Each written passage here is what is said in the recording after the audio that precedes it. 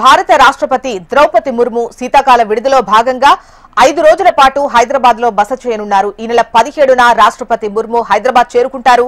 బొల్లారంలోని రాష్ట్రపతి నిలయం ఇందుకు సిద్ధం చేశారు అధికారులు. ఈ నెల 19న రామోజీ ఫిల్మ్ సిటీలో జరిగే కార్యక్రమంలో రాష్ట్రపతి పాల్గొంటారు.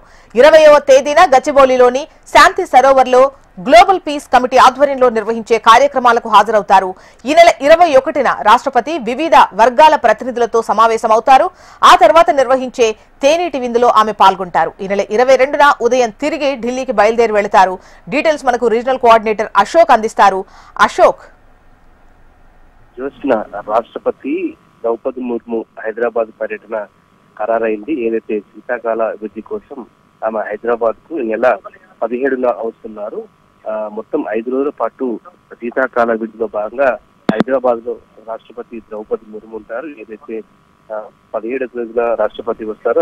ఆమెకు సీఎం రేవంత్ రెడ్డి, గవర్నర్ జిష్ణుదేవ్ వర్మ స్వాగతం పలుకుతారు. అయితే 18వ తేదీన బొల్లారంలోనే రాష్ట్రపతి భవన్ లో రాష్ట్రపతి ద్రౌపది ముర్ము ఉంటారు. 19వ తేదీన రామోజీ ఫిల్మ్ సిటీలో నిర్వహించేటువంటి ఒక కార్యక్రమంలో పాల్గొంటారు.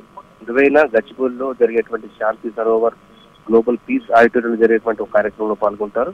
21న పలువురు ప్రముఖులకు అపాయింట్మెంట్ ఇచ్చారు. వారందరినీ కలుస్తారు. 22న తిరిగి ఆమె ఢిల్లీకి బయలుదేరి వెళ్ళిపోతున్నారు. రైట్ అశోక్.